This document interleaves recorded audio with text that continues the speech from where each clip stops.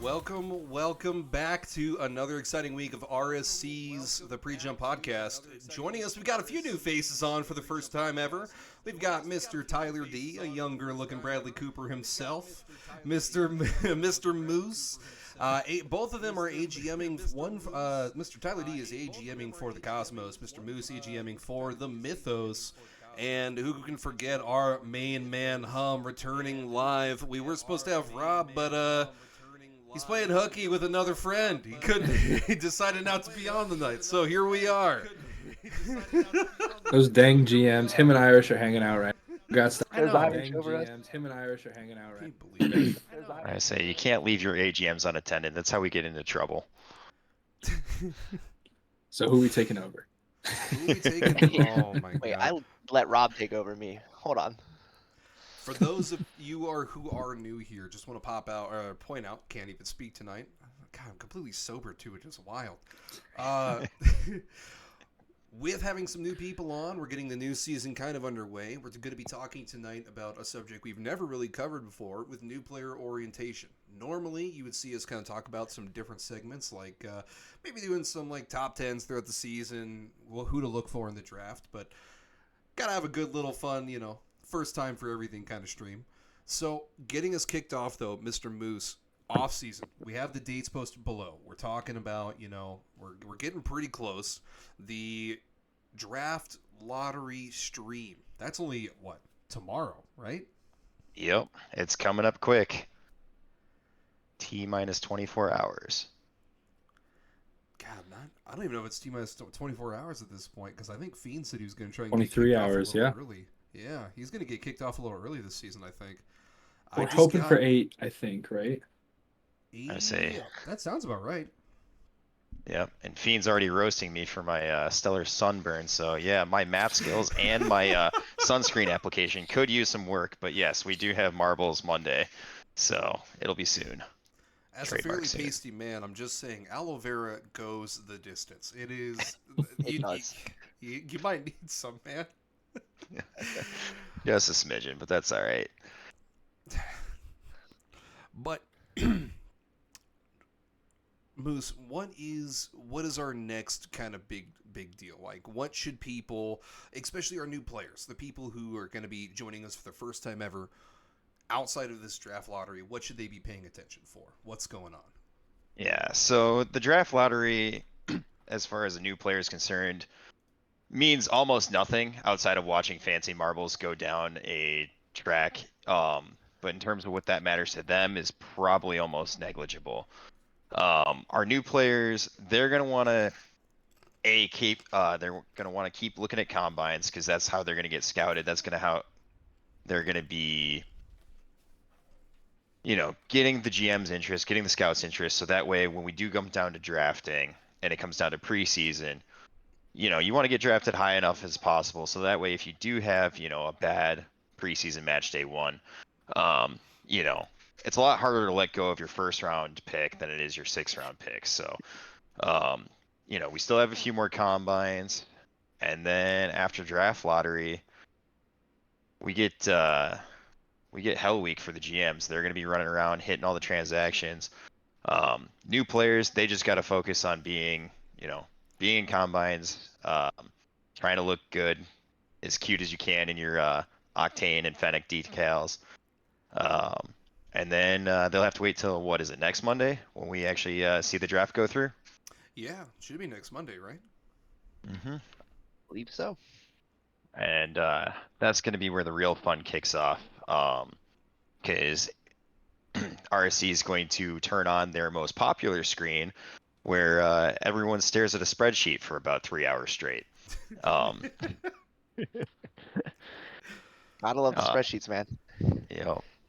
So we'll give a shout out to Fiend Fern, the big man himself, because we're going to hear his smooth voice try and get through every single name on that draft sheet. And, he'll be managing that.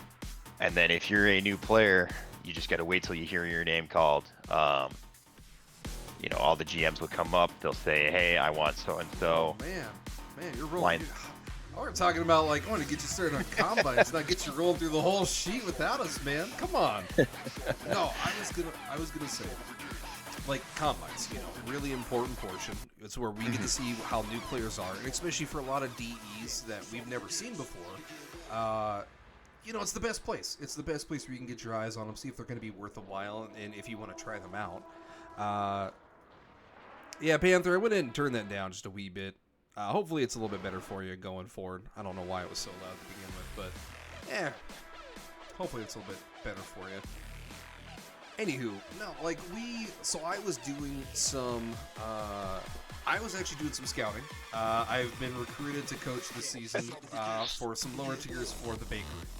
Get some extra hours in, and I gotta say, there's a lot of DEs this season. There is a lot of people I was looking at, looking through the tier list, hey, is this guy? Oh no, he's not a free agent. He's a draft eligible. I'm gonna have to, just keep an eye on him. But how important is it for you guys with the combines to really get a good look at some of these incoming DEs who have never played with us before? Combines are huge. Like you said, the new DEs, we have no prior stats on them. I mean, sometimes you have returning players that took a season or two off, which, we have that history there, but it's a first look, and it's the first stepping stone to getting them to a private tryout that we can't host during combine. So it's huge. If you are a DE, I would highly recommend hopping in these combines. So the GMs, the AGMs, a couple franchises will have their own scouts that aren't necessarily management. So get in there, show us what you got, and then hopefully you'll get invited to a private trial, or the GMs will just be like, check, this dude's him. He's going to be a top priority for us. Yeah, and something that I really use combines for is figuring out who those DEs are and really what their personalities are. Because for a lot of players, I've seen how they interact in the league before across the past seasons, if they're an FA or if there's somebody who's trying to try out as a player who's already been in the league before. But for these new players, we really don't have a baseline on who they are, what their personality is like, and what their ambitions are in the league. And I feel like those things are also really important that a lot of managers take into account when building their teams. For sure. I mean, 100%. I mean, you don't want to get a player who doesn't really want to grow. I mean, especially when you're talking lower end, where you're going to be getting a player who potentially could be, developing throughout the seasons, being a big part of your franchise going forward. You want somebody who's going to want to grow, who's going to be okay with coaching, who's going to be like, hey, when's next game night? When are we playing? You want that guy. You want that hype, that vibe. And it's 100%.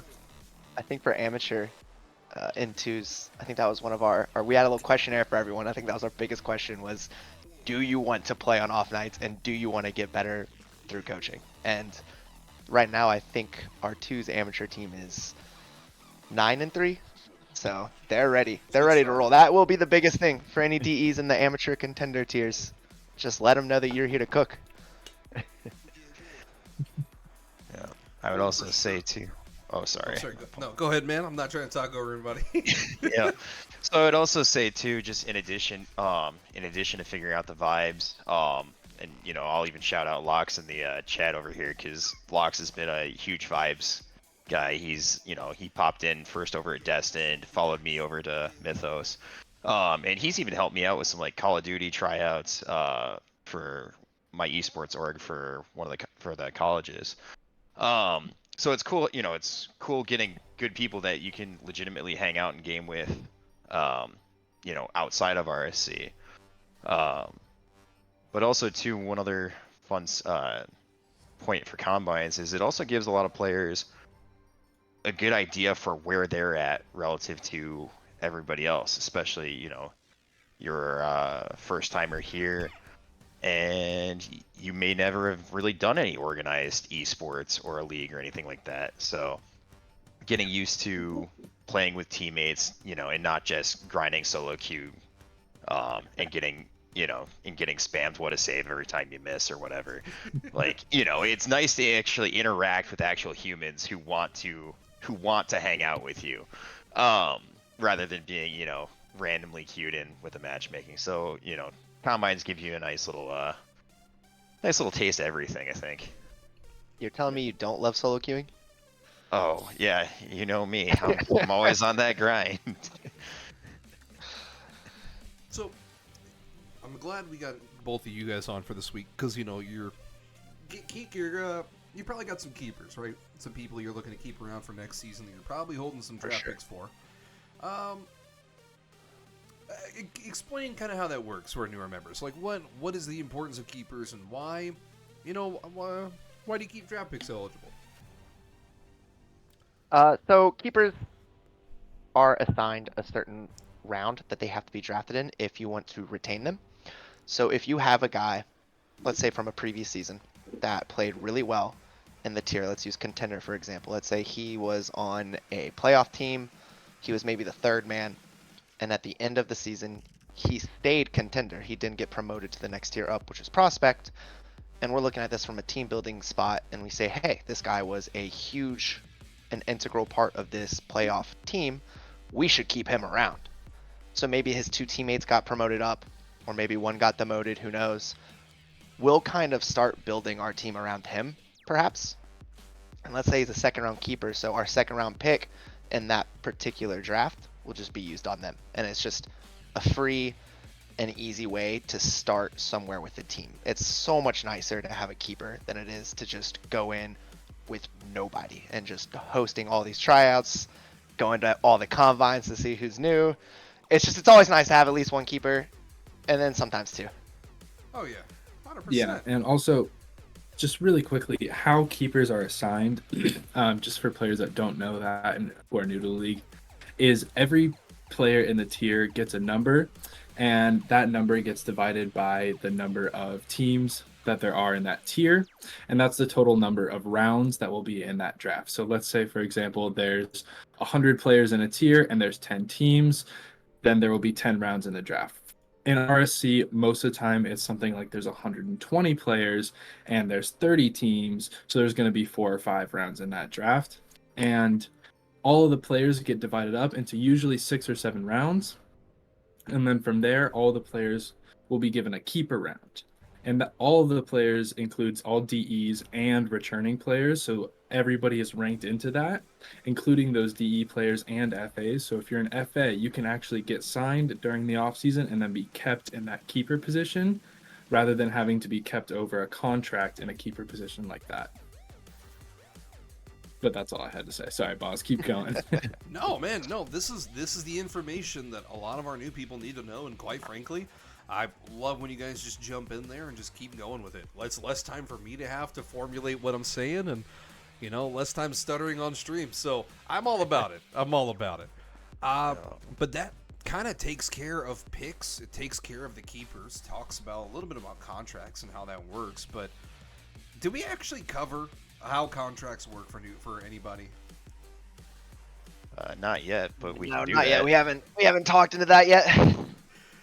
Moose, my man, my quiet man over there, let us know how contracts work. So I say quiet. I say don't let me get started. I'll keep rolling. But no. So contracts. I would say just like your standard NFL or MLB contract. Granted, it's a lot more. It's a lot Get more paid? simplified than those. But long story short, when you get signed to a team or you get drafted to a team, you basically enter a 2-season contract for that franchise.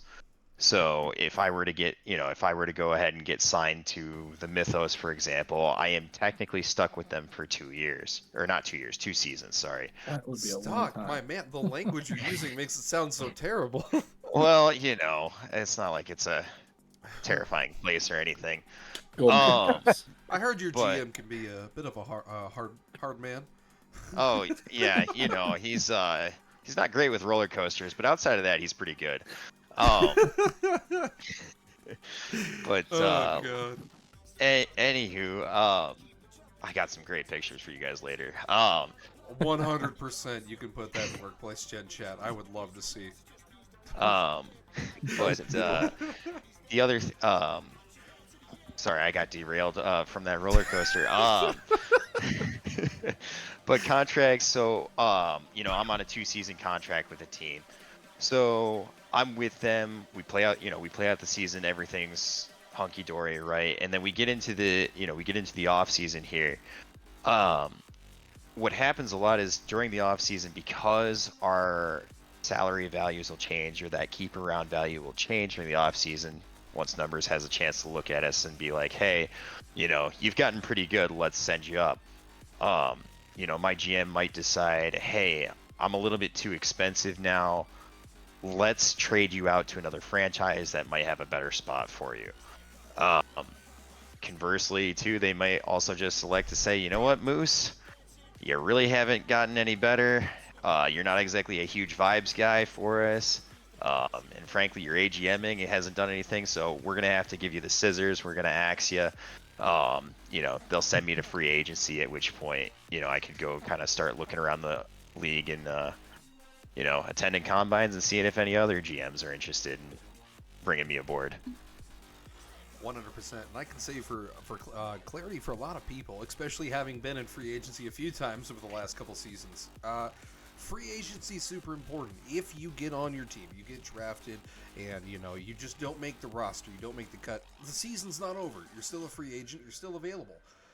Make sure you're still staying in contact with different coaches, staying in contact with different teams, showing up to 6-man, staying an active part of the community, because that's how you're going to get picked back up for another team later on, especially when people need to make a mid-season roster adjustment because they're just not playing out. Not everybody's going to be the best record, through a couple weeks, so that's who they're going to look for, are the most active. So please, please, please, please, even if you get cut after the draft, just stay active, just stay present, and you'll likely make a team.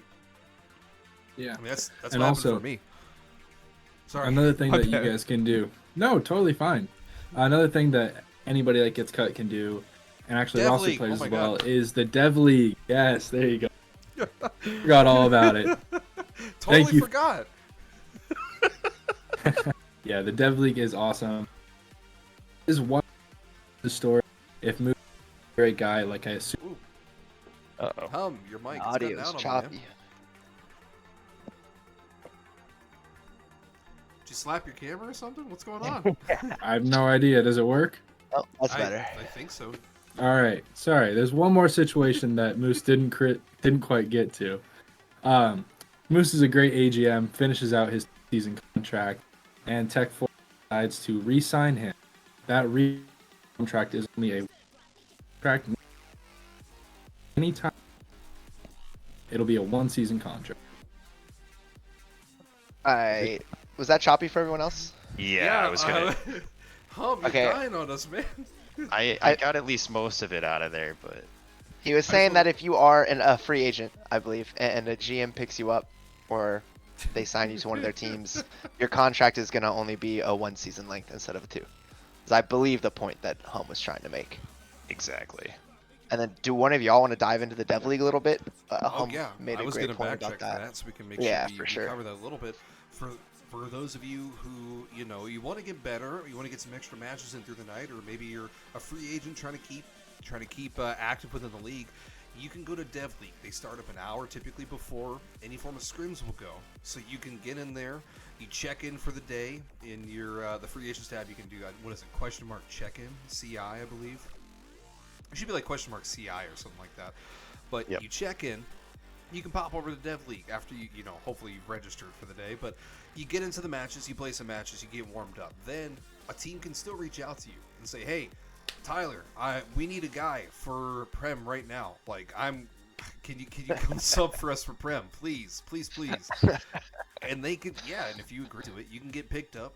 But Dev League gives you a spot if you're an active player, if you're a free agent. Just somewhere to go to just play against people, generally in your tier, in your area. I know sometimes if they're light on Dev League population, they'll kind of combine a couple together, but it just gives you a spot to really hone your skills and get some extra games in. It's a fantastic play, and I believe Blister is still running that pretty well, right? I believe he's still got a I hand believe on so. that. I'm fairly certain there. Yep, that's Yeah, his they- love child. He is still running it, and they are actually posting all the Dev League stats on the website right now. Ooh. Every season they post those up there. I believe also, we'll get into it later, but in League Info, SBV and IDR are both listed for the Dev League. And that's actually something that I look at when I'm trying to make midseason changes and finding players that might be free agents. I did not know the Dev League had the SBV and IDR tie-in. Why did I That's tell cool. you? Yeah, Yeah, Give me all you your secrets, man. learn Hey, something Rob, new write every that down. day. Right there. Rob already probably knew that. I Rob say, knows Tech, everything, man. I say, Tech, Chris. did you know that? Because I did not know that. And we're going to have something else to look at now. Go team. Man. So, with everything that's going on, we've covered kind of what it means to be a free agent, a DE, how things are going to go down. We're really moving into, what is it, 29th? 28th. 28th, right? For the draft day? I gotta wait for it to scroll to It the is the bottom. 28th. I've got It's the Monday. I'm pretty sure. Okay. Sorry. I was waiting for the ticker to come through so I could see the Yeah, dates. the 'cause draft I've is the got 'em all in 28th. there. Okay. 28th. Most franchises traditionally have some sort of watch party going on. You can pop in, see what's going, but on RSC Solar, you'll be able to tune in, watch the draft live. They normally start top down, right? They go Prem through Ami. So might take a little bit, especially if you're in one of the lower tiers. But you'll be able to watch as teams select the players they're looking for. Their keepers should traditionally already be on the board. I know last season there were quite a few that were already filled out when we were watching. The keepers will be on the board. Yeah. Yep. So, real easy. For sure, make sure you pop in, though, and take a peek. It's something different to watch yourself get named, especially when you're drafted. Even if it's not super high, it's kind of an ego boost. I'm not going to lie. And going you'll into see your the season. teammates. Yeah. You'll see who true. also got drafted alongside you. I remember a couple seasons ago, I had a guy DM me on Discord. He's like, "Hey, we just got drafted together. Let's start playing." And I was like, "All right, dude, let's go." That's pretty cool. Dude, that's And amazing. then, ready to roll. Yeah. little interesting tidbit for all you people out there watching the drafts. One thing that you can look at is if the GM's name is highlighted green, that means they've traded for that pick, and if the name is highlighted white, that means that pick is one that they got from the draft lottery. So just a little more information for you guys. If you're interested to see like who's making the trades for the number 1 overalls, that's something that you can look at. Oh, man, I'm just dying over here. Forgot how to swallow liquids. God, that's... Oh, fuck. Unlucky. Have Look, you if I tried can't- breathing? No, I might try that later on in the podcast. God, before we kind of roll too far into the next, kind of half of everything that's going on, Hob, what did you get for dinner?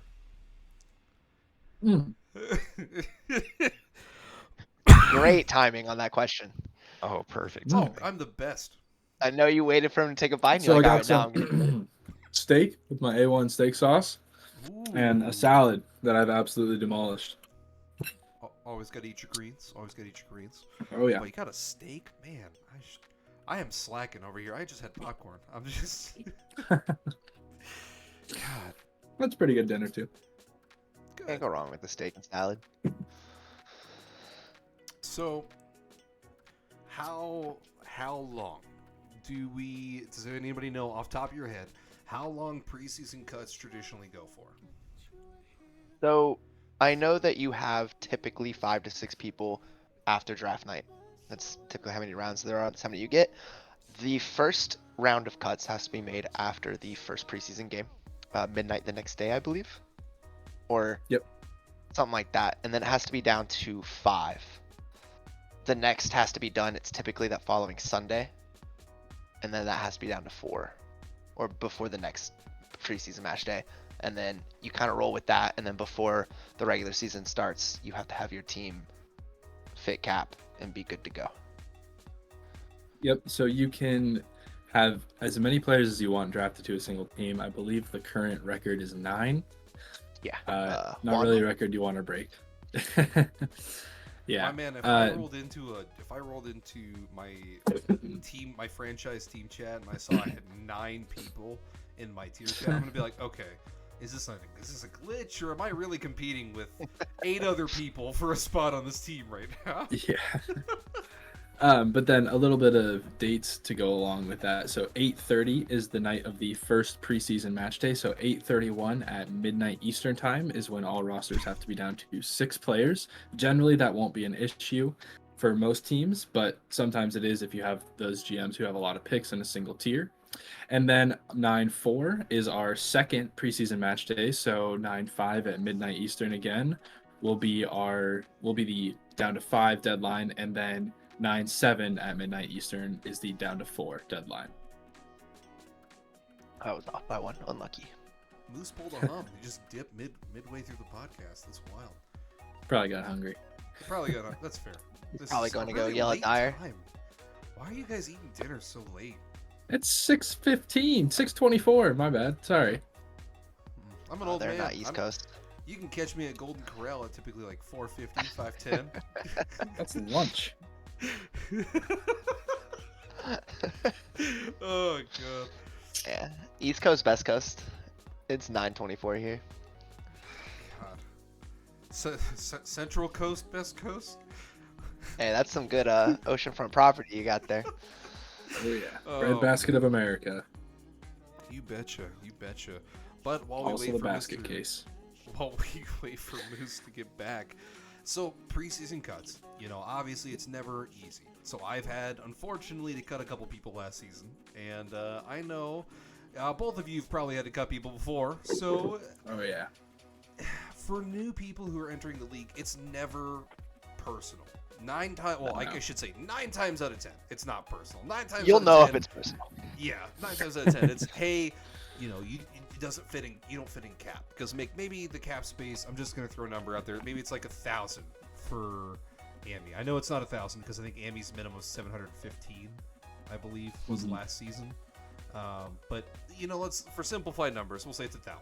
And you've got 3 players on your team that are all 300 points. And if you're over 100 points, you can't fit under cap. They're going to likely have to cut you. It's no big deal. You know, yes, you're cut, but like I said before, if you just stay active, you can probably get onto a new team, thankfully. Welcome back, Mr. Moose. Welcome back. Thank you. Good timing. Did you go I get think. some food there? No. So I got a lot of stadium food. I was at Lions Jaguars preseason game before this. Ooh. So yeah, That's pretty sweet. yeah, not if your team was the Lions, because well, it didn't exactly go as well as anyone Hey, would it's hope. But preseason, man. Yeah. exactly. And then yeah, I guess chat was demanding a Kimpton, so I sent Dyer after the animal cam. One thing I will add though to cuts is if you are getting cut, like Boss said, it's not personal.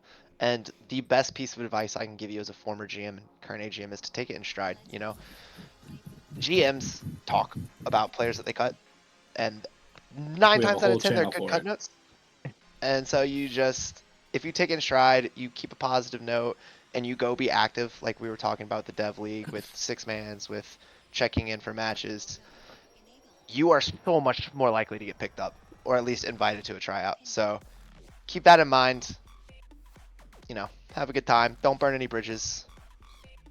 And just know that it was not personal. It's just usually an unfortunate cap situation. There's the cat. Oh Here's my god. Kitty. Hello. Hello, Kimpton. What? And the other GM in this house. I will say it does happen occasionally. You know, I would say 1 out of 10 times, maybe 1 out of 20 actually. You know, you get like 1, 2, 3 people in a tier per season that are, they have really big egos. They think very highly of themselves. You know, maybe they're not conducive for team synergy. They're not really grinding away, and they're really just like, you know, I'm here. I'm here to play games. I'm already the greatest. I don't need to get better. Those players, you're going to find out very quickly for a lot of your DEs. They're, Oh, Fluffy. yeah, I saw Fluffy. No, those players though, like, it doesn't matter how good you are. It literally You're gonna doesn't matter. drop. You're gonna get dropped. Like if you're toxic for your tier, for your team, if you're a GM and your coach or your fellow players don't feel like you're being productive or helpful in any way, shape, or form, you're gonna find yourself in free agency. And just as they talk about people being proactive and coaching and playing games outside to get better, they do talk. If you're really, really negative, which is something you want to really avoid, word gets around. It's a small league. There's only 32 GMs. So just please, please, please, please don't be that guy. Don't be. I had to cut one last season. He's not in the league anymore, but he. When I put a little survey who'd you play well with tonight, and he goes, I play well with anybody. I don't, I'm the best one here, so you can put 2 people around me and we're gonna win a chip. And I'm like, yeah, you're gonna get cut. My And my it seems first like you season missed out on ever. a free chip. Sounds good. Oh, My God. first season ever, I got drafted to Kaiju by Corrupt Arrow. Shout out Corrupt. He's a real OG. Moose, I think you trained him at Birds of Prey. Yep, he was my AGM. Then I said, you know what? Here, he was killing it, and I was busy, so I switched roles with him, pulled a Tyler over here. Switch from GM to AGM. And no, That's Corrupt ran away with it. It was whereas I got 7 teams to playoffs and they didn't win anything. Corrupt got a bunch of teams to playoffs as well, and then they actually did win something. So, go team. But anyways, yeah. Yeah, so during that season, we had a player who unfortunately got named captain after I turned it down. And he was very similar to the point of, I play this game more than any of you. I'm better than any of you. I will always be on the field. And he was not the best player on the field in any game, I think, ever. But that was a very interesting season. Corrupt handled it well, cut, and you do get those players occasionally, but try not to be that guy.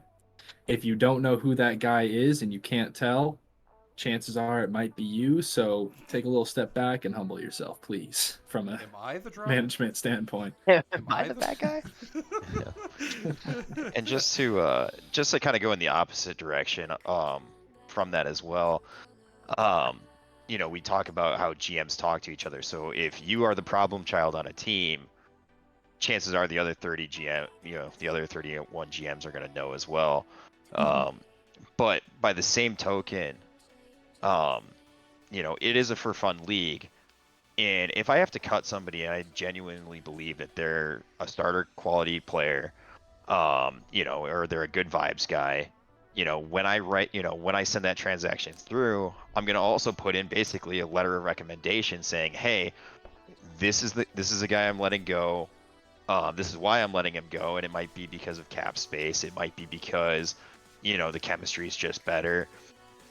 Or, maybe he's, maybe he just likes the color red and I just have a strong aversion to that, right?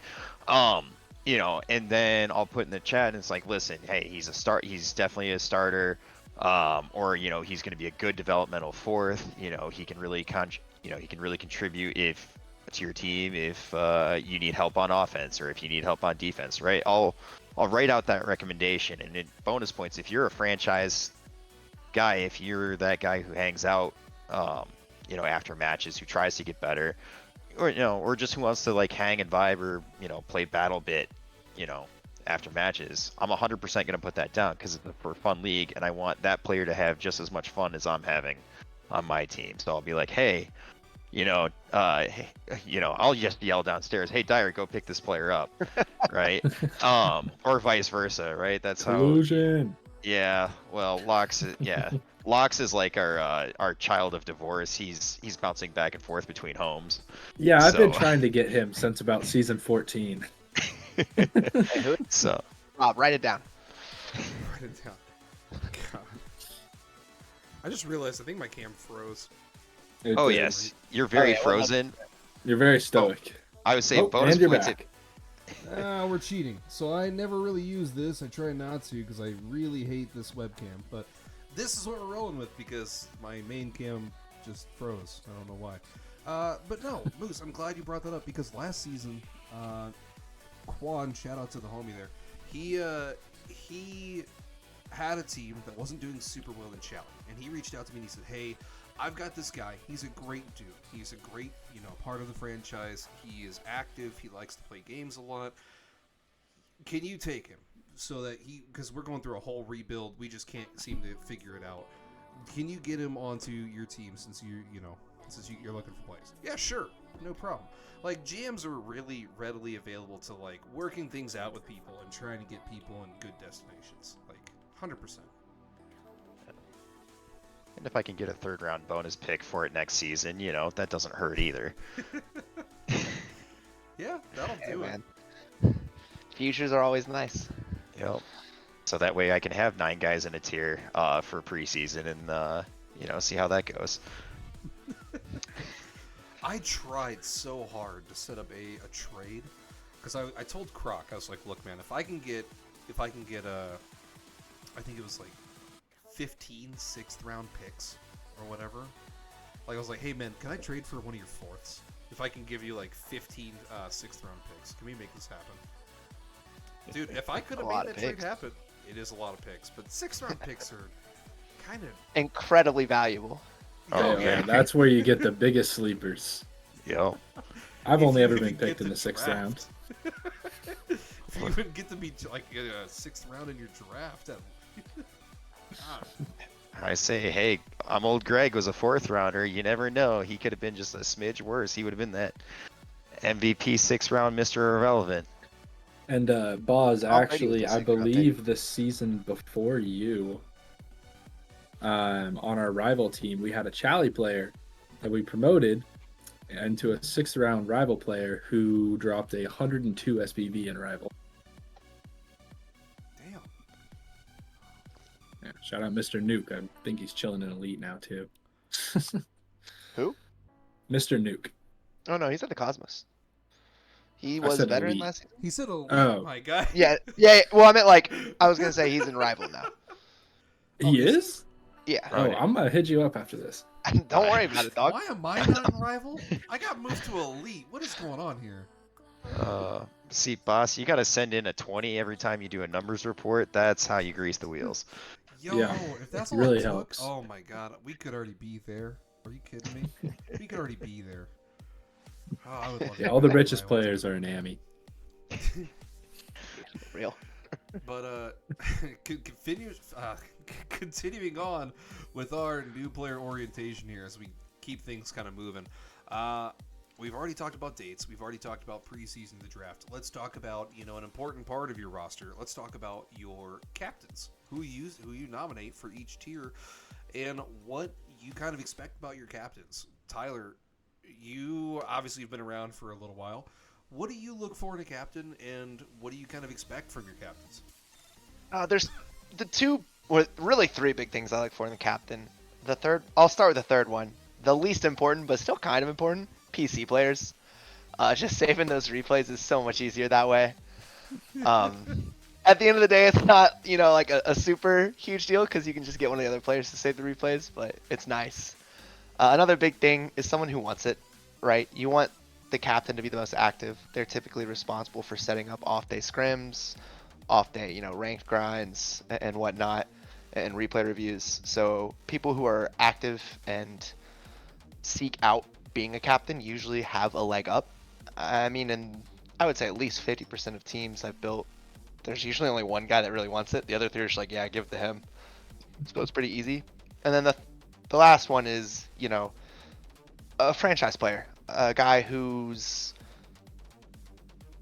the idea for the team aligns with mine and kind of what I want to see, whether that's, a hard sweat team, like I'm here to win the championship in this tier, right? Y'all are doing replay reviews once a week. You're grinding off nights. Or if it's like, hey, we got 2 or 3 franchise players on this team. Maybe this is just a for fun league. We make the playoffs this season. We're super happy. And we just kind of go from there. And it's more of a relaxed environment. So someone that just their ideas align with mine and what I want for that particular team. Fair enough. Moose, for you, when you're obviously you require your captains to set up scrims, right? Every time. Well, sometimes.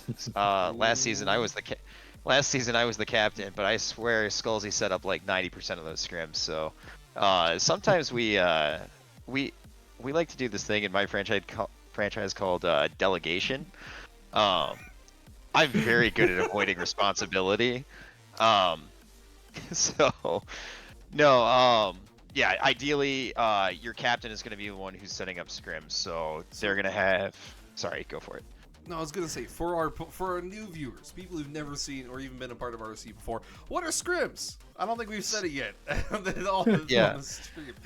Yeah, so scrims, short for scrimmages, are when we're playing an RSC during match nights. Usually, you'll set an hour block ahead of the actual match to go ahead and warm up against another team, where you'll take all of your players, including, you know, potentially your bench players, to rotate through your lineups, get everybody warmed up, kind of see who's cooking, who might need a couple extra drinks before they hit that crossbar for the 10th time.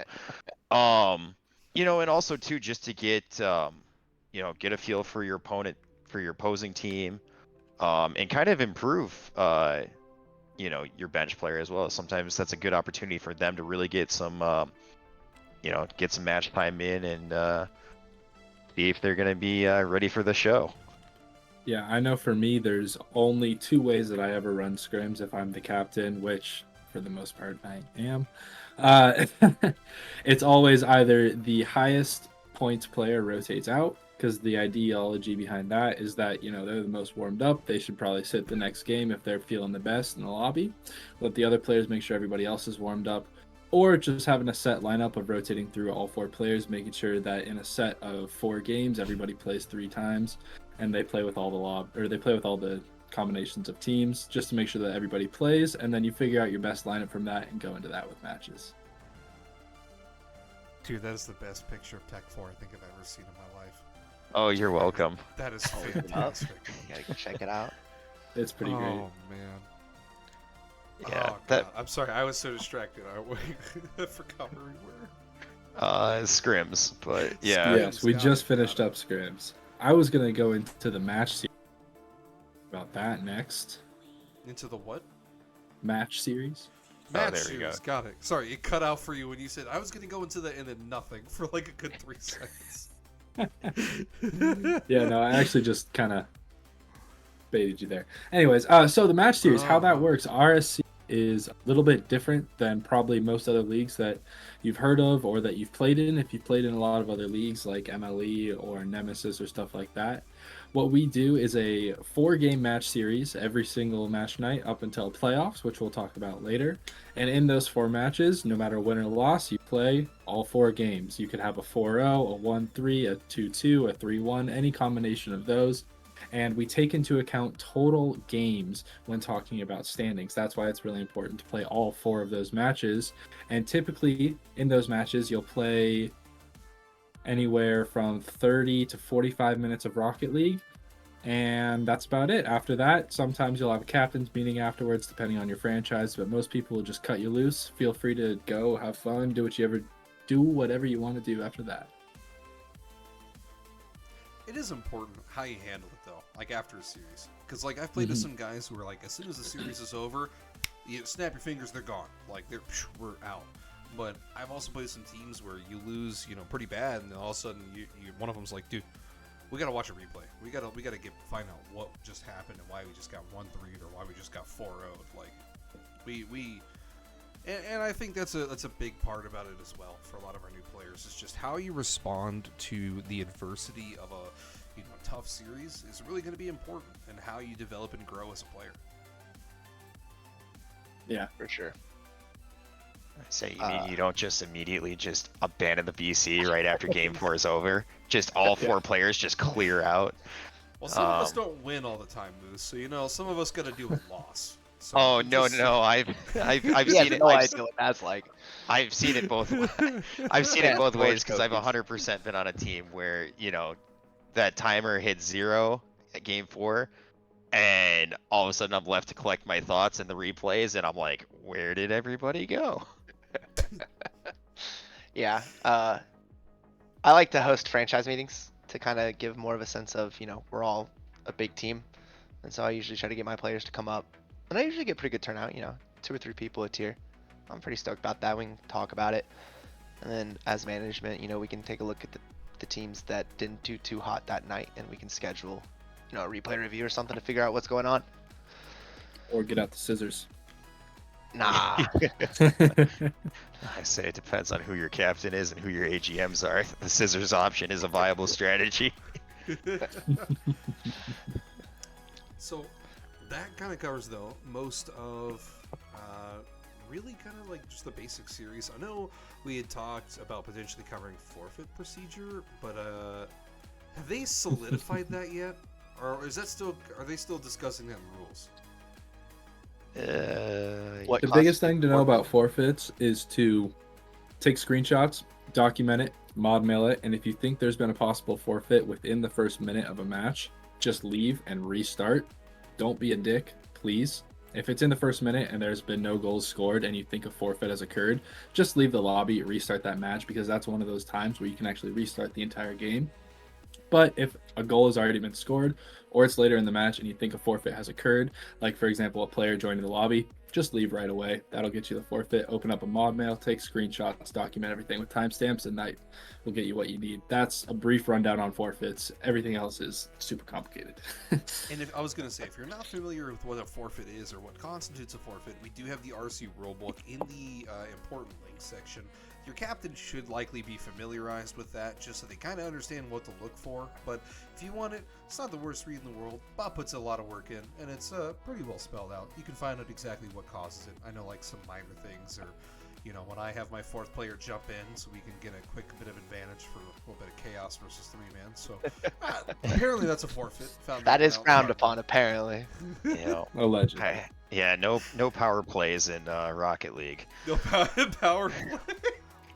Well, if That you would get be enough at sick. demos. Yeah, that's true. I guess it would be more like pulling your God. goalie. You I get 5 guess. demos and a fourth player gets to jump in real quick as an all-time goalie. Oh no. Somebody submitted the rules. Serious suggestion. Let's go.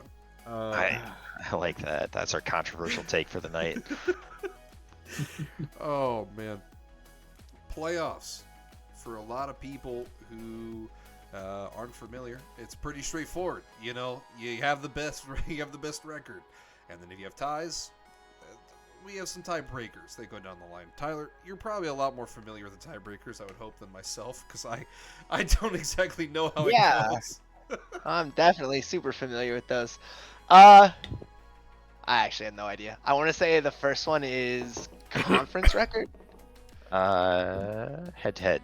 But It's head-to-head first. For some reason, I Yeah. thought it wasn't first, and I thought that was ridiculous a while back. Maybe they changed it, or maybe I'm just dreaming yeah, of something. it's only if you get into a three-way, and that is not an innuendo.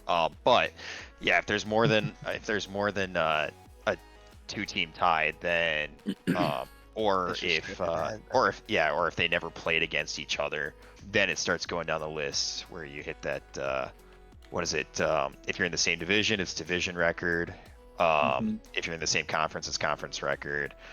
And then it starts getting fun because I think it starts So, hitting it. Yeah, go for I it. just pulled up the At some point, I know command. it is a coin flip. Yeah, it is. But I just pulled up the command, and it is head-to-head record, and then everything that Moose said after that, and then following the conference opponent, it's just record against common opponents, and then overall goal differential, and then goal differential through all of those things that we already talked about, division, conference, overall tier, and then it's draw lots, which is essentially like picking stones, and you put them into a hat, and you get a stone, and that's a team that makes playoff. Look at this I don't think it's nerd ever come to that, though. I don't knowing think it how all has. tiebreakers work. I unfortunately had an amateur team or contender team that had I think like 52% win record, not make playoffs because of goal differential. Wow. I'm lucky. I was gonna say it wasn't your Amy team, because your Amy team last season. Yeah. Rough season. Look, man, And, I'm not part of a franchise. You can't take shots at me. Well, I didn't see any FAs take home a championship. Oof. On a slightly related note, too, just as a general consensus for our new players out there, the way playoffs will typically go in terms of just making it in general is every tier will take half the teams to playoffs. Now, depending on which tier, half, right? yeah, it is. Always It's half. Yep. Yeah. And depending on which tier you're in, you may have divisions, you may have conferences, you may have none of that.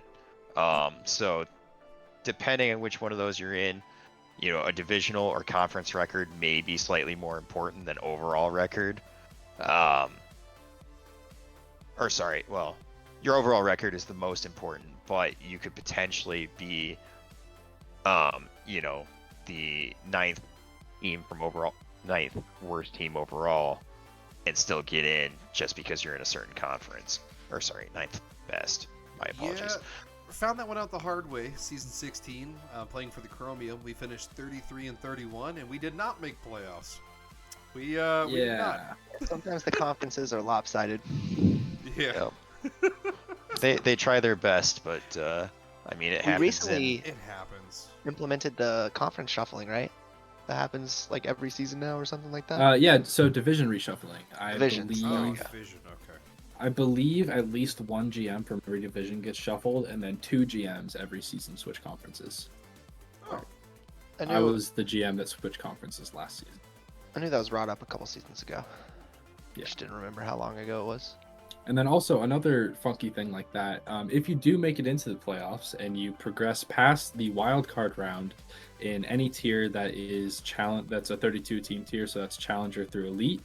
After you have your first round, you have to wait if you've won for division or for conference reseeding. So how that works is no matter what teams won and what teams lost, the second round, so the quarterfinals, is always going to be reseeded so that the highest seeded team plays the lowest seeded team, and then the 2 middle teams play each other there. So even if the 7 seed beats, let's say, the 2 seed, and then they're slated to play the 3 seed after that, division reshuffling is going to say, nope, you're actually going to go and play the 1 seed after you've just played the 7 seed. And I just, again, want to shout out the, who was it? It was Elite? Yeah, Menthol, for beating the Sloths, being one of the only teams to have an 8-1 upset this season. Yeah. Yeah. There's something about it when you upset the 1 seed, and I can say that from personal experience of my two seasons of playing. Season 15, I got picked up for the Swiss Swindlers back end of the season, and we played against the Swarms team. I think it was the Wasps. I think that was their rival team. We beat them 5 games, OT. And then I found out about conference reseeding immediately because I thought we were going to play like the 6th seed and we were going to be able to, you know, relax. But then we had to play the 2nd seed, and I think it was like cursed. I think that was the... I could be... That second team was... Yeah, we did not beat them. I had a similar story in Veteran a couple seasons ago. I think we were the 8th seed, and we upset the 1st seed. I think we like 3-1'd them or whatever. It doesn't really matter. And then we were just ready to go. And I think this was the first season where the reseeding became a thing. So I just looked at the score reporting, DM the next guy, and went on with it. And we played 2 games, and I think we won them both. But then I got a DM from an admin saying, "Hey, what are you doing? You're reseeding." So then we went and had to play, I think, the 2 seed or something like that, and we lost, and that was less fun. That's tough. And I know for myself, what's it? 2 seasons ago, we came in as the 7th, had to go against 2 seed, and then immediately turn around and go get the 1 seed. They put you through the gauntlet. Yeah, and the nice thing is that when you get through the gauntlet, the rest is easy, right? But in theory, one of your casters sees you guys get through the gauntlet live on stream, and you hear him go, "All right, this is great. They're on a warpath. They're just gonna take the chip. See how it is." Yeah. But you know, just from personal experience, especially as a tennis player, so I've been in tournaments since I've been like 8 years old. I hate being the 1 seed. That is a ton of pressure. Number 2 is perfectly fine. Being the underdog, all day, every day. Love it. Nobody expects anything out of you. That's I don't know. I just like deflecting my responsibilities. I also like to deflect expectations. So don't put that on me. Hide me in the bottom somewhere. I like it. Yeah. So what the I'm one seed hearing curse is real. Moose is gonna win his 5th ship this season, and we're all gonna Oh, pressure him no. into it and be the 1 seed No, and don't go into be that playoffs guy. and sweep all the way through. Oh man, I'm not saying anything about this season yet, or even when we're during the season. I like to keep my mouth shut. I'll let my teammates do all the talking. So, well, Mr. Skullsy. Mr. Hum, Yep. you have an event coming up Monday. So as we're kind of running out of time tonight for the incredible amount of topics that we need to cover for new player orientation, you Yeah. have something coming up, right? For more of a Q&A, kind of a... You want to fill us in on that event? a little Yeah, bit? so Monday night, 8 p.m., 24 hours after the draft lottery, and approximately 46 hours from now, I'll be hosting a little Q&A new player orientation session where anybody can actually drop by and ask questions about the league, but it'll be more suited towards new players, and I'll try and make sure that I go over some of the that we miss if we miss anything tonight. But yeah, that'll just be really a player-led conversation where anybody can come in, drop the questions that they have in the help channel right now, and ping me if you do, so make sure that I see them. But I'll just be going through answering any questions. I'll be in there for the full hour before combines.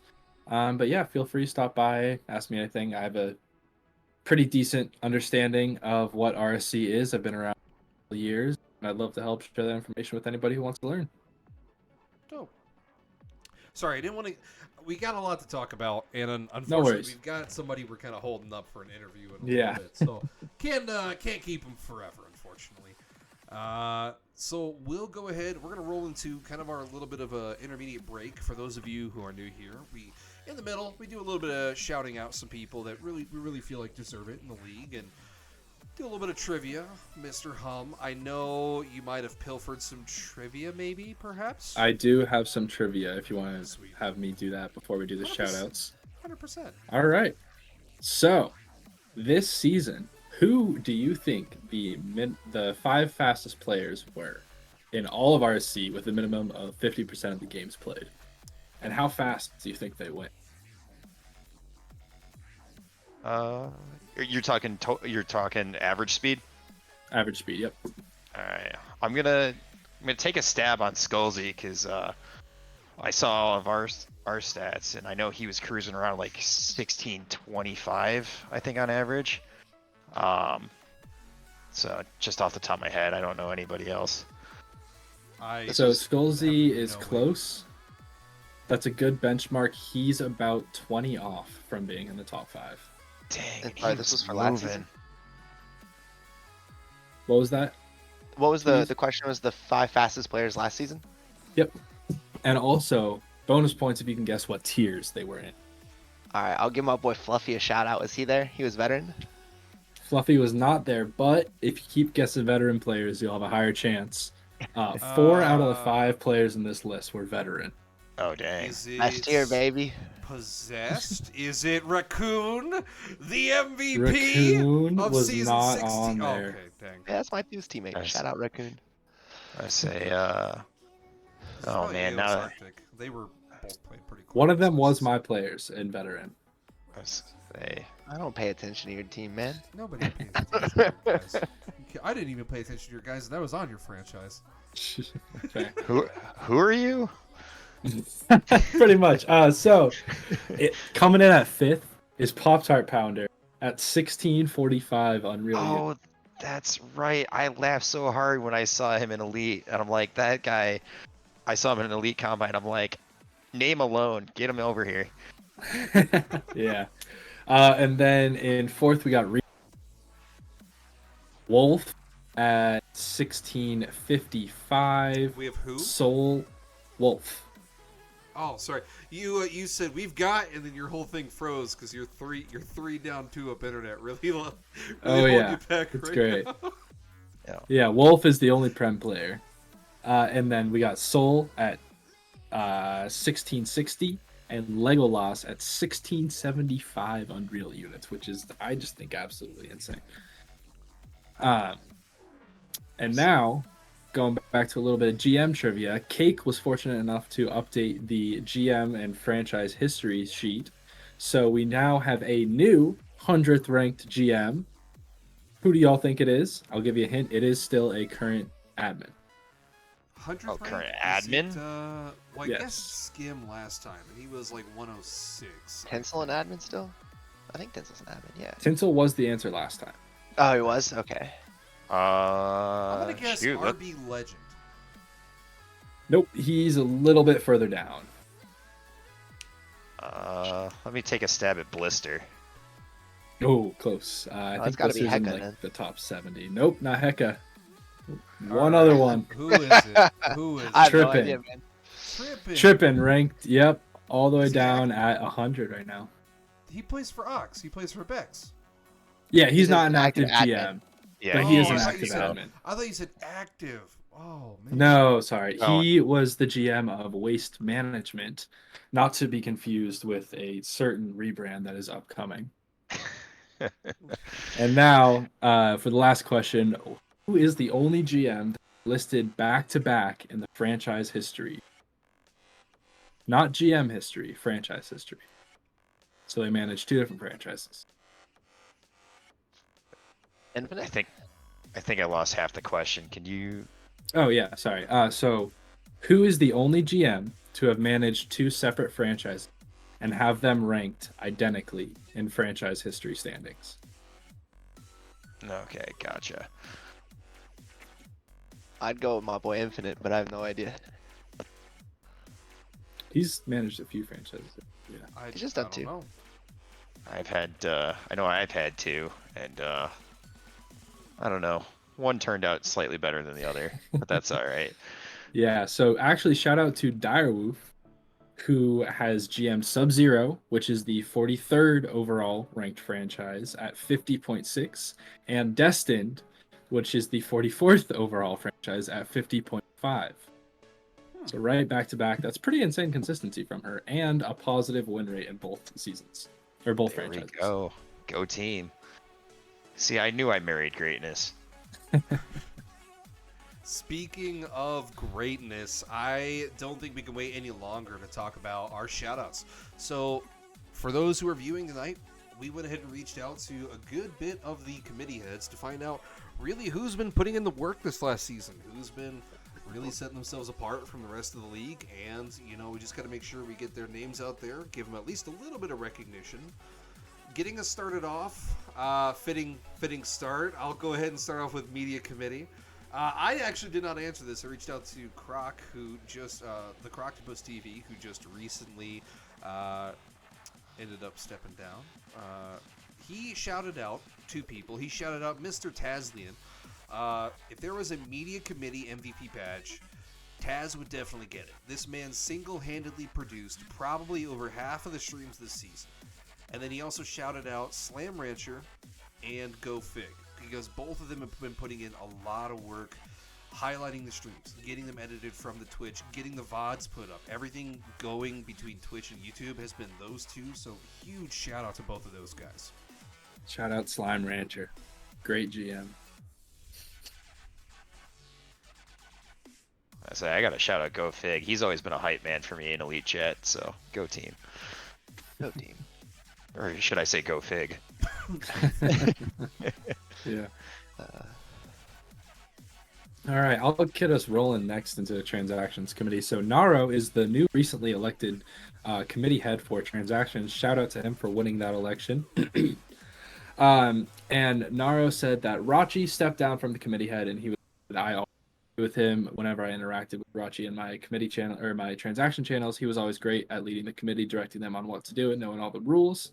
But another one that Naro wanted to shout out is Bladed Raptor. He did the most transactions last season with 381, which is absolutely absurd. That is the top A lot, 4 chum. franchises with the most transactions combined, all done by himself. And for one person, that is pretty insane. I think, we're seeing Fluffy in the chat saying it's not 500. If he wants to go for that record, feel free to go for it. I would love to see my transactions done instantaneously this season. I believe in Fluffy. but 381 is a lot. I don't know if you can top that number. Yeah, I think it was over That's insane. 100 higher than the next person. Like, he really just grinded out transactions this season. Yeah, wow. I can go next. I can give the arbiters a shout out. There is no head of the arbiters committee, so I reached out to each one individually, and you know they all had a lot of good things to say about each other. There was a common name among them all though, and that was Musa. So I wanted to give a huge shout out to Musa. Some things that his fellow arbiters said about him was that he pushed them when they needed to be pushed and get things done, and he always explained himself very well. And that he was good at rallying everyone to vote, which is important for arbiters because you need them fighting for you, right? They're here to defend you against the mod team if things get a little, you know, hazy or whatever. So shout out to Musa. But all in all, the arbiters said pretty much good things about all of them. All of them. Yeah, and I just want to take a second to really shout out Musa. I think he is one of the unsung heroes of RSC. He has done so much for the history of RSC. Like, he was... What's up, Buzz? Oh, I was going to... When you're done, I'll pop in. When you're done. Gotcha. Okay. I was just going to say he has done a ton of work behind the scenes with the media committee in its early stages, helping out with the stream API and a lot of the development that went into that and creating the stream deck. I've seen it. It is absolutely insane how big the folder is and how automated everything is. Musa helped out a lot with that. I believe Trippin did as well. So shout out to both of them. But I really just wanted to shout out Musa again as an arbiter. He is one of those people that's always on point. We actually have an active appeal right now, and we're going to be looking to get things started with that soon. Sweet. Sweet. Just Jags. So transactions are... So we probably should have explained some of this as we went. But for transactions, so anytime a player is cut, a player is signed, a trade goes through, stuff like that. Or a player is drafted. Or a player's drafted. Somebody physically goes in and like adjusts the roles, what franchise they're a part of. There's a lot of work that goes into it. So for every single one of those counts as one person, counts as 1 point. And you know, Bladed Raptor did 381 of those, which is nuts. Like when you think about it. Since Moose just stepped away, I'll go ahead and keep us rolling here. So we also got a big shout out from Mod Committee from Mr. Reverse Fridge, who shouted out Hoovie and Cat as they've always been a really helpful person within the mod community basically from the moment they joined. And Hoovie every step of the way has been awesome in all facets. Mr. Moose, you want to get us through stats and numbers? I certainly can. Hey. Yeah, if you've never seen a cat tackle a dog before, it is a fun sight to see. But long story short, stats. I mean, if this league's here for one reason, it's to feed our egos, and stats committee is a big part of that. Because just like in baseball, you want to know how awesome you are. So Array shouted out Dolphino and Neoblast. They really stuck it out, put a ton of weight. They just pulled a ton of weight, keeping stats going just the past 3 seasons. She said she's really appreciative of them being a part of our team and continued dedication and time given to stats. And, you know, Dolphino, I think I drafted him as a GM like over 10 seasons ago. Did you draft him to Electric Mayhem by any chance? I certainly did, or at least I think I did. As he now manages. Well, not any, Used I think to. yeah. But yeah, it's kind of crazy because now it's been a minute, and I think he was a minor before when I drafted him. Now he's an adult, which is kind of like crazy to think about. Anywho, got sidetracked. Go team. Numbers committee. Lazario wanted to shout out to Dur for all of his feedback on the committee's kind of internal processes that help make sure players are placed properly in RSC. Because you know, for a draft league like this, you don't want somebody coming down to a tier they're not supposed to be in and just absolutely, you know, seal clubbing the rest of the tier. So shout out to Dur. He's been an integral piece when working with numbers reports during the entire offseason. Hey, Fair enough. And we did reach out to a couple of the other committees. Didn't hear a whole lot back. I do want to shout out for events committee though. Chelsea Acacia, they've been putting in a lot of work this off season. Just trying to get some new events going that we haven't had before, which has been really solid. I know they've been putting in a lot of work as well for the All-Star games. The event one should be going on tonight, I believe, at 10, which is 9 minutes ago, so that should have already started. But, you know, it is what it is. It is what it is. But I just want to make sure we get that shout out here. Let me go ahead and reach out to our interviewee and see if they are ready for us. And then also too, while you're doing that, I will recognize player recognition committee. Ooh. I want to I know he doesn't want any recognition, but Tech for well, you got to recognize the recognizer, and he does a good job of again, kind of along with stats. You know, it's cool because when you go to an MLB broadcast or an NFL broadcast, and they're playing, you know, they're like, hey, this guy is the first guy to be you know, to have 3 fingers and hit a triple all in the same game. Like, you know, obviously we don't quite go into that kind of detail, but it's always cool when you see these neat little tidbits, like, you know, most boost hungry, or you know, hey, most goals scored on a Wednesday kind of a deal. All right, Plus, Tech's pretty cool. Joining now. I'm ready to get their stuff up on screen because I don't believe they've publicly posted their rebrand yet, have they? We're moving into the rebrand section now. I believe they've released it to managers, but I don't think publicly.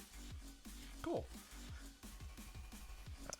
Once I see Bex, we'll drag him in here. We'll get him. Oh, hey, speak of the devil, as I say it. Oh, they have publicly rebranded. Okay. Oh, okay. All right. Their server's thought we Maced were gonna- Management. I thought we man. were going to get to talk about it. That's unfortunate. But What a Bex, maced. how's it going? Going on, man? Howdy, Bex. Welcome. Is my quality alright? Yeah. Oh, you are more Yeah, than sounds good to qualified. me. Yeah. I'm on my phone. Qualified. I'm not home. Oh, you know. So, okay, 2 of them just dipped. That's great. Oh, No, I'm here. Hum's here. I thought he left on us. So Bex, you rebranded. You're now Maced Management. I'm guessing that's for copyright issues. Yeah. Yeah. We wanted waste management to come back. For any new people. I mean, that's been in RSC since like Orsa, so like pre-RSC. But yeah, we couldn't do it. Couldn't bring it back because of copyright. So now our colors are yellow and green instead of green and yellow. Nice. Reverse the colors with the letters. I like that. It looks great too. Like I saw both the helmet with the garbage in the face mask. That looks really solid. Like really sick for a good logo. Yeah, shout out Hoove. Hoove did it. There you go. Does Quality Hoovia work. make every single logo? Because I think they also made the one for Bosco and Irish. They make quite a few. She I think they updated Nexus's logo also. Yep, Wow. that sounds right. Yeah. And I think the Gardens, honestly. We just got Yeah. a new logo this season as well. Yeah. So And Christmas. No wonder Hoovia told me they were busy. yeah, and I'll homer a little bit. I would say if the logo isn't made by a Hoovian, Dyer probably had a hand in half of it as well. I know she's been running around on a few. yeah, I know Beans used to have his hand in some logos too. Yeah. He had made Inferno for me a few seasons ago. Yeah, and honestly, whenever I look at waste management, since I was around for waste management, am always just going to see it as waste management. And if I'm ever in score reporting, I'm probably going to teams. I'm just going to apologize right now for the wrong pings you're going to get. Sorry in advance, I guess. Yeah, it's probably gonna. Yeah, keep no, it. that's the whole point. So Almost like the So- SpongeBob meme. I thought you meant Weast. yeah, yeah. So- So yeah, our team names are just the same as they Awesome. were, but they're just flipped. How many tiers do you have? I have Prem through Cali, so I have 6 teams. Nice. Okay. So I know, like, looking back, when I first joined media, I had asked for all the logos of the previous seasons and whatnot, just so I could, be easier to work with. And I remember seeing Waste Management, and I thought, that needs to come back. That's a solid team name. What led you to this decision to bring back and rebrand as Waste Management? So my first season was season 8. I got drafted by 50/50. Shout out Blister. But the whole time I was in touch with like Waste Management. So at the time, Semantics was an AGM. So I left 50/50. I went to Waste Management. Trippin was the GM at the time. And immediately, like, I built a good relationship with Stem. Like, he's been on a ton of my teams since then. And then I became AGM for Trip season 9. Stayed AGM until season 11 when he gave me Waste Management, and then I rebranded to Inferno. So it was kind of just something that Trip and I wanted to bring back, and we were thinking of doing it when I first took over a couple seasons ago for Canadian. But I had the opportunity from an EU GM Hecky to rebrand to Ox Gaming, which I took advantage of. But at this point, it's time to bring it back. It's been a while. A long time. Yeah, it's like the Quad Dynasty.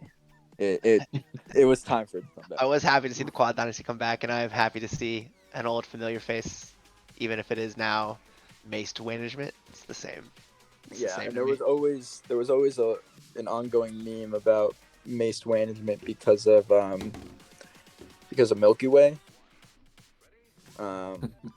So yeah, Oh. so we would always call it Wilkie May and Mace Management, but now it's real. Woo! Yay! Oh, Yeah.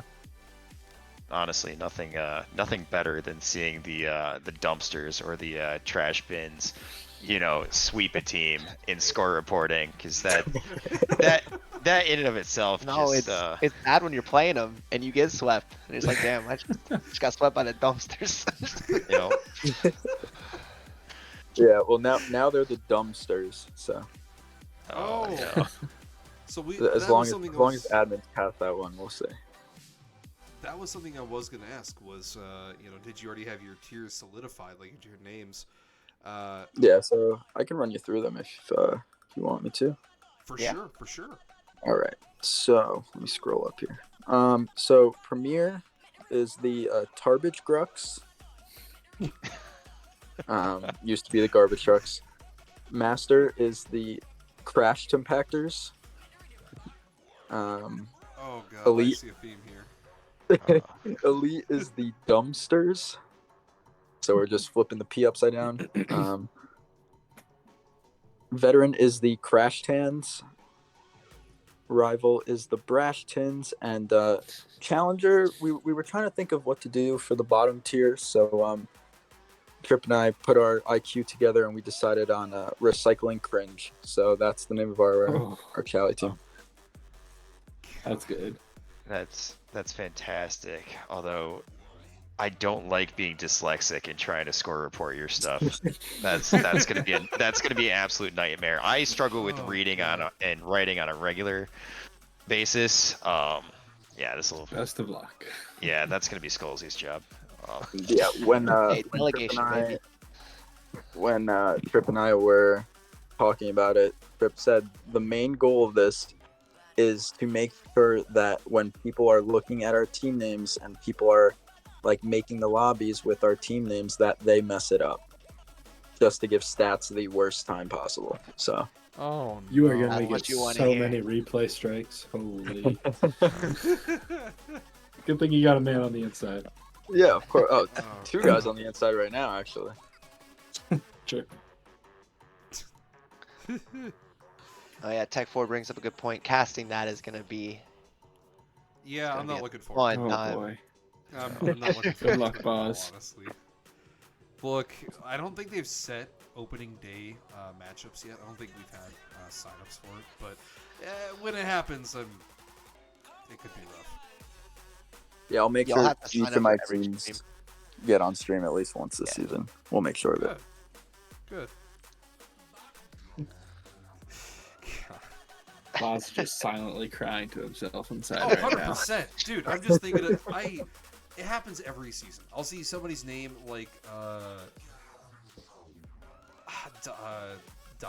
Dylan. I still haven't figured it out yet. Yeah. Dylon. Oh, Dalen? Dylon. Is that who you're thinking of? Dalen? Dylan 777. Is that Dylan?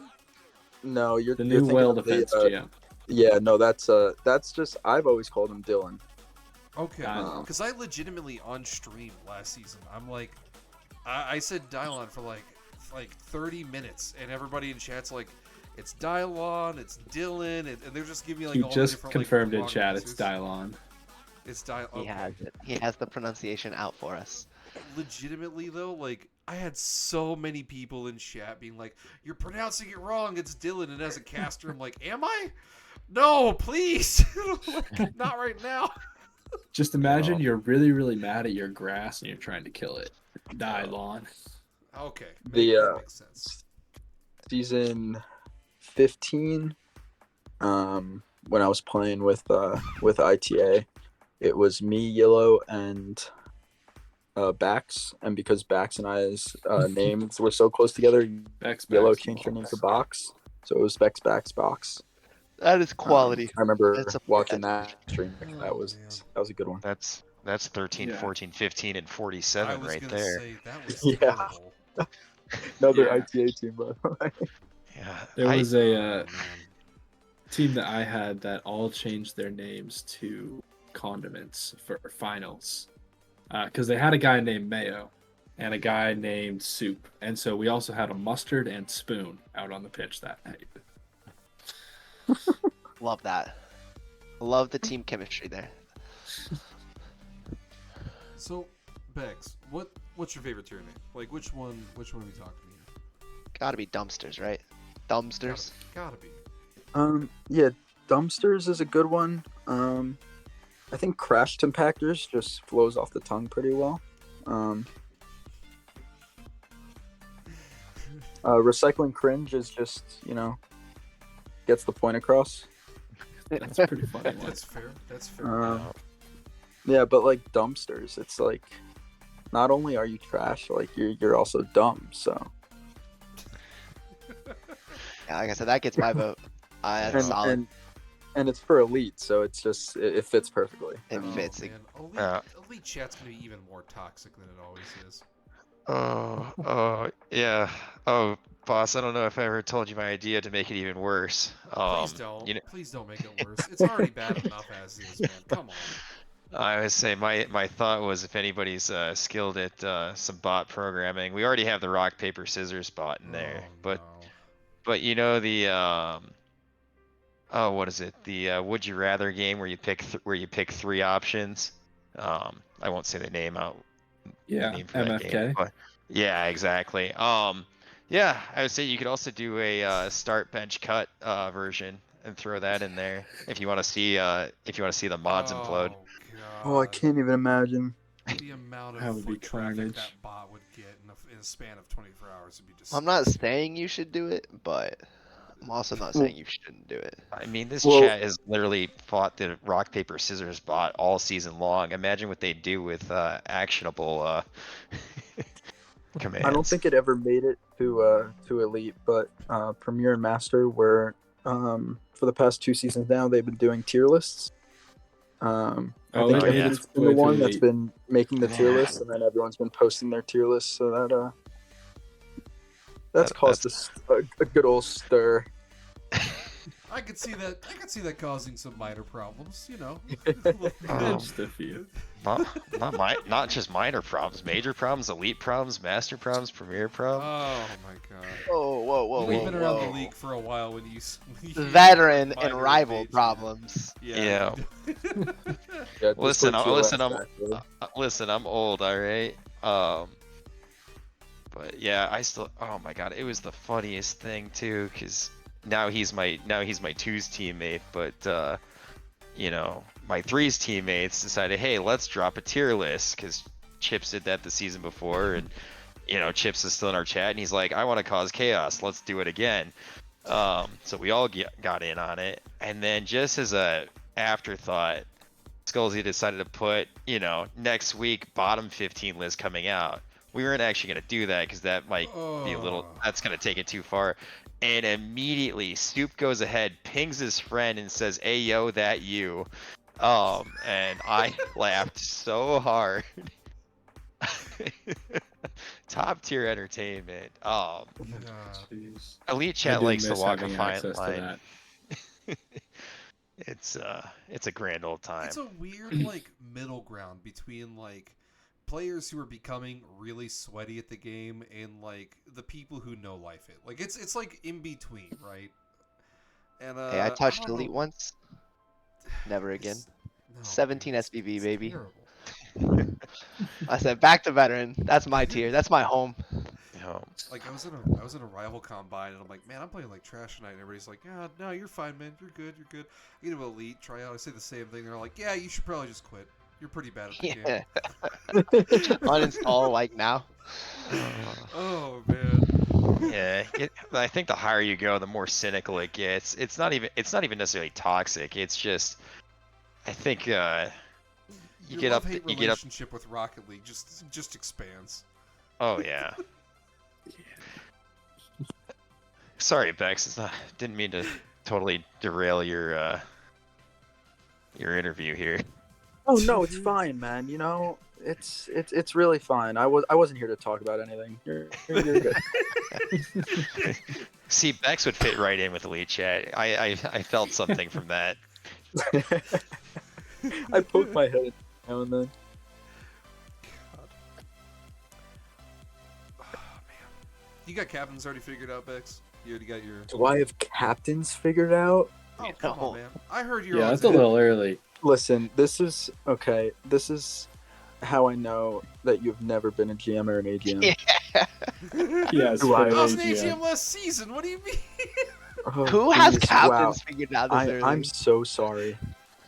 Yeah, That's I dedication. figure out if I captains had till after captains roster lock. set, if I had captain set before transactions opened, I'd be a psycho. Now, I usually hold some pretty large tryouts at the beginning of the season. I didn't do it this season because a few of my teams were already kind of pre-built just with some friends, so I didn't have to bother. But no, the way I do it, captains really aren't decided until I'm cut down to 4 after preseason, and then from there we kind of figure out who wants to, who doesn't want to, and so on. I had to yell at Rob when he first took over because he was trying to team build while numbers weren't locked. I was like, dude, stop. You know, Listen, I do it just to get my dreams crushed. Oh But- yeah, it's, Oh, yeah, it's painful. every season. I did that a little bit and I was like, nah, it's just not worth it. I'll just wait and Yeah. wing it. depending on the season, I've waited till the last week at combines because I'm like, these players are gonna jump around on me like 6 more times. Let's just wait till things kind of lock in a little bit more, and then we'll figure out what's out there. Yeah, Hey. 100%. Procrastination's the best. Have you guys noticed a trend in the last couple seasons? So, like, when I first was helping out set up tryouts, we would message like 10 people. Only 6 would say, yeah, we could be there. And then, I don't know why, but like last season and this season, if I message someone like, hey, can you be at this Contenders tryout? We had 11 people message back, yeah, we'll be there, 100%. And it's like, okay, maybe I shouldn't have reached out to a large pool first. Maybe I should have rolled a little slower. That's guys know interesting. so? I think it's been actually an opposite trend due to the new Discord messages request feature. Really? I know there's been a lot of talk in GM Hub about trying to get a notice out about that, but we have just been told ping the players individually in the server. I thought Kate did But put yeah, out a notice. they did do an original one, but Shamu really wanted another one. He's always up in arms, pitchforks up. Shamu's Um, always grinding. yeah, he's grinding away in GM Hub right now. The way I would usually do it is I would invite everyone that I wanted to see and people I haven't seen before in a tier. So I would probably send about 30 to 40 invites. Like at times I'd have like 4 lobbies, but I mean, I'm seeing everyone. It's just making it easier for me to know who I want, who I don't want. So I don't mind the bigger lobbies. I had GM'd in United Rogue before this, and they're not a draft-based league. They're just everyone goes FA at the end of the season, and you can choose who you want to bring back, who you don't want to bring back, and it's just you sign who you want. So, kind of used to those big tryouts. That's just way too much work for me, man. I invite like 7 people, and I'm happy. This last season, though, boss, I'd agree. I usually invite like 10 people, and 7 show up, and I'm stoked because it's like I don't want that many people sitting, or I want to go to 2 lobbies. But I think this last season or 2, like everyone showed up, and I'm like, oh no, what do I do? I don't have enough for a second lobby, but That was the problem we had a couple days ago. We were sitting there, and it was just we had so many people. It was like, all right, we're gonna have to sit 3 this match, or we might be sitting 4. And it's like, yeah. at this point, we might as well just get a couple more to see if we can get a second lobby going. If Yeah, I reached I out to people I knew and got them going on a second lobby. They weren't even playing or in that tier, and I was like, I just need players to play. So Bex, I'd be interested with you. Whenever I get like more than 2 players sitting that aren't scouts, I just try and invite more players en masse to make more lobbies. Do you do multiple lobbies, or do you just have like 10 people all sitting in a lobby, and then you and all your scouts are just hiding in a VC, all watching one screen share? Kind Oh no, I'm splitting lobbies. Like, I'll have like friends of mine just come in and scout a lobby, like people I trust with recognizing if someone's good or not. So there's been times where I've had 3 lobbies, and I'll have like if only one of my AGMs are available, I'll have one of my AGMs host a lobby. I'll host a lobby, and then I'll just bring in like a buddy of mine to watch the last lobby, and we'll just be chatting it up while those lobbies are going on, who we like, who we don't like. You said Trippin was one of your AGMs? I'm sorry? You said Trippin was one of your AGMs? Yeah, so this Who was the other? this season, Trippin is one of my AGMs, and I have Donald as my second AGM. I had Jammer until they passed the rule that numbers can't be AGMs, and he was ready to lead numbers, but Laz wanted him to finish out this season because they were kind of in like their version of Hell Week. Yeah. So hopefully I'll get Jammer in here next season. Donald from Metal? Yeah, the Donald. the Donald, I say I don't think there's another one. the storied Donald. He's AGM Donald at many a Sam. place. Yeah, I Donald needed is him. I needed someone to scout elite and vet, and Donald will do it for you. exactly. So he's done a pretty good job so far with elite. We just got to get the ball rolling with vet. Nice. I say if you want to send me your scouting notes, feel free, because I need to do that myself. Yeah, I can Yeah, scout. sure. Yeah. No, I'll just get right on that. I'll just give you everything we need. It's fine. Yeah, I'll just Alright. give you all the players I have D&D, and You Yeah. actually want to link to my franchise management tab? please? Oh, Like, I that'd can be just- that'd be dope, actually. I mean, not to, and I know we're joking a little bit, but in the past we've actually, I know there've been GMs that have done similar things before, where either stats aggregation before like it became really easy to kind of like get everything to ball chase. I think Heka set up like a group scouting sheet, basically, public info for any GM that wanted to kind of participate in that. So as long as they were actively uploading the replays, they could kind of see what was coming out of there. Or I think I want to say I traded notes with Jeremy, Chilean's predecessor in the Elements, because of the fact that I got shoehorned into GM at the absolute last second. So I'm like, hey, here's what I know, and he sent me a few things back, so that way I didn't accidentally step on a landmine, if you will. Yeah, that Hecka sheet was really neat because we had never really had any way to see like how players really did in combines. So the GMs were uploading replays from combines, and they were all being shoved into that sheet. Me personally, I don't really enjoy watching combines. I don't really see them as being like beneficial to me. Because half the time you don't know how someone really plays until you get them with like a certain team or like in a smaller tryout where everyone's actually trying to be competitive. But yeah, no, that sheet was still really helpful. Yeah, I may have gotten my head smacked a little bit. I was in a contender tryout the other day, just kind of trying to help the bakery figure out what their tendy team's going to look like. And I got a message, probably about half an hour later, from an admin going, "Hey, are you just chilling in a tendy tryout? Like, what are you doing? You're not a franchise." There's no mad at you rules for that? against it. I had to explain it, but it was like, I was like, yeah, I'm scouting for Armho and Thunder. Like, I'm trying to figure out this tendy team that I'm going to be coaching. Oh, okay, that makes sense. Yeah, I thought you were just sitting there. Yeah. I'm going to make this public because I brought it up in general, but I don't know how many people saw it. But Cobra Kai's back. Yep. Yeah. Did he rename as Cobra Kai? No, he's still Ethereal Bloom. He's back again. Ethereal I will Doom, say Cobra Kai. that I made a promise to him this season that if he is a free agent at the end of the season, he is going to play a series in Premier on the last match day. So, Let's go. Oh, Hey, if he is a free agent on the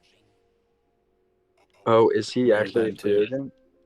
no, but if he gets drafted and then cut, Oh yeah, no, I'm all over it. As long as he doesn't leave, I'm on it.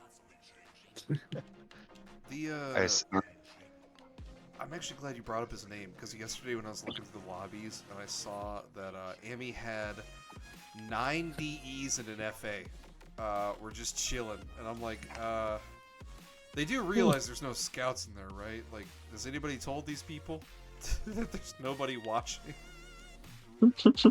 Yeah, some people just like to chill and hang out and meet the other DEs or people who've been in the league. So And again, too, there are definitely GMs that are grabbing all of those match infos, or not match infos, match replays, and then maybe watching them back. Oh, look, he's in the chat now. Go team. But yeah, so even if no one's watching, somebody's watching. Tech is like creepy Santa. Creepy Combine Santa. I think that's an image. he Paul, knows Tyler? if you've been bad or good. Fellas, do you have any more questions for Mr. Bex here before we kind of roll into our last 2 rebrandings and wrap things up? Bex, franchise standing predictions. Where do you think you're going to land this season? So I think I'm gonna be probably about 31 places higher than Rob this season. Woo! Oh, He's dang. giving you a chance to get him back there. Anyone saw GM Hub yesterday? Yeah. Oh no, I didn't see that, but That now was fun. now I'm gonna scroll back and see what happened. Rob shouted out Bex's placement in the standings this season. Yeah, Oh, and then man. I made note that I had actually won AGM of the season before, so Oh. Oh man, I'll but salute you no, for I that mean one. honestly, like when it comes down to franchise standings, it's just such RNG at the beginning of the season. Like you Yeah. can plan a team that you think is going to be so good, and then They get swept.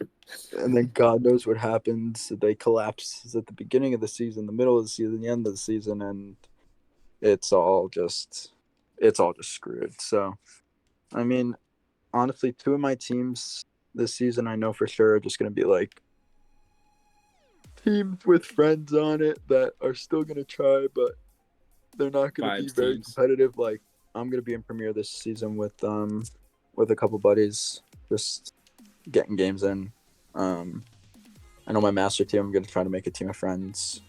So it is what it is. It's a for fun league. So as long as people are having fun, not a big deal. And honestly, in those higher tiers, if you can feel the team, sometimes that's a win in itself. What a team that shows up. 100%. I've done a pretty good job with it, but there's been some seasons where I'm just so sick of having Prem, but I've had it every season I'm a GM, so Oh, welcome back. yeah. Woo, yeah. Yeah, I dropped Prem as fast as I could when I was a GM. I went for Yeah. those lower tiers instead. I was veteran. I was dead center. Yeah, we just As long as picked my up Prem. SBV isn't negative like it was the last time I was in Prem, I'll be happy. Real. Go team. Go team. Well, I think that kind of wraps things up with you then, Mr. Bex. Thanks for being on and coming through and giving us the down low on your new rebrand. Thanks for having me, man. Oh, no problem, man. All right, you guys have a good night. You too, Hey, man. man. It was good talking with you. Later, Take it easy, Bex. Take it easy. All right, now let me do a little bit of transitioning here because we can kind of run through these last two rebrands since we've got two this season. So, for starters, Bosco rebranding energy into the herd. Everything is llama themed. Who could have guessed? Did Man, not with see the that one llama coming. profile picture makes a llama themed franchise. Yeah. Yeah, and I'm for not wanting to butcher the tier names. If you're in his franchise or if you're around it, in his information section, you can see the tier names. I cannot pronounce them, so a lot of these I'm just gonna have to kind of ignore. But he did say Vicunas was his favorite. That'll be his rival team. Very nice. I'm gonna assume that is a breed llamas. Yeah, that would be And- my guess too. I would assume so. Oh my goodness. Another fun one for the casters. Yeah. I'm not gonna lie, that's gonna be rough. Boz, I- why don't you try and say it for us, just to get some practice for if any of those teams are on stream this season. And I Yeah. do want the to make fun. I say yeah. That's fair. Because guess what, boss? You're gonna get the llamas versus the maced management, and you're gonna have a grand old Mace time on management, stream. I feel like won't be that bad because it'll be like The trash cringe. you know, like saying crash tins or whatever. Like that doesn't feel like it's that big of a deal. But when I look at this lineup from Bosco and I go, Challenger's gonna be Krios. Like that's the least of my concerns. Vicunas for rival, Guanacos for veteran. Sounds pretty good. I feel Very like my- nice. I feel like my For Midwestern accent is coming out here. Suris from Elite. The Huakayas from Master. Okay, That sounds that'll pretty be a good. fun one. That, On the, that wouldn't be too bad. The Huacayans versus the Helicoprions going to be a good matchup. That's some hell alliteration. How do I even say this one? The Sound it out. You got it. Urkuchile? I feel like I'm Urkuchile. wrong. I feel like you're. That sounds good enough to me. Yeah. Apparently, it was a god worshipped by Incan herders, believed to be the multicolored male llama who watched over all other animals. That is an elite name then. We're getting into Well, that's a lore. premiere. I guess that's a premier name. Hi, you beat me to it. I say I love that. I would say in Prem you got the rainbow llama god. That's great. That is pretty cool. But that, I mean, that Quality. was pretty much what wrapped it up there.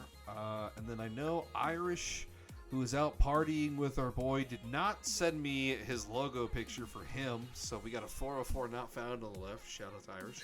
On the right hand side, though, we've got the Art Club. This logo was also made by Hoovian. Shout out who? Shout out Hoovian for literally, I think, making almost everything at this point. But I gotta pull it up here because I know Irish sent a list. Actually, it should be in script. You guys should all be able to see it if I remember right. Yeah, I can see the team names. Dope. Tier names. He's elite through prospect. Okay, so they gave him the 5. They said you're new GM, you get 5 again. That's good. Say. That's good. These might be a smidge more pronounceable. Are they? I don't know. I don't know. These look very pronounceable from my standpoint. I say I'm loving the alliteration too. If The quality should, batch names. should we go through it for? ABC? 100%. Yeah, of course. Tyler, or not, sir. Who said should we run through it? I couldn't tell. That's all Moose. Moose, take it away with these Moose, take very it difficult away. names here. All right, now hopefully alliteration doesn't get my tongue all twisted. So for elite, we'll go top down. We've got the Pixel Picassos, which Ooh. I would say great name. Veteran, we got another great name. We got the Mosaic Maestros. In rival, we got the Hue Heroes, and I'm not talking about Hugh like Hugh Hefner. I'm talking about Hue like the colory definition. The color tint, yeah. Exactly. For all you know, Dyer's having an aneurysm as I'm talking about color here. In Challenger, we got Chromatic Chaos, which is what my vision looks like. Yay, red-green colorblind. And then in Prospect, we got the Prism Proteges. Nice. I did not enunciate that T at all. Proteges. There we go. No, Pretty and nice. I know he did say his favorite. Where's it at? There it is. His favorite was Mosaic Maestros. Makes sense. I mean, I'm not gonna lie.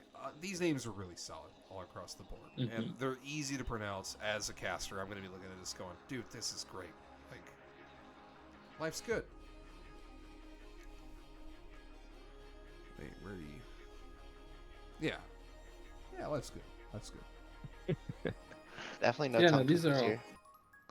these are all pretty solid teams. I'm interested to see what he does from here, as I assume as he holds his GM stature for longer, he'll get more teams, and what those new names that are going to be if he does add, whether that'll be a master team or a contender team or anything along those lines, something like that.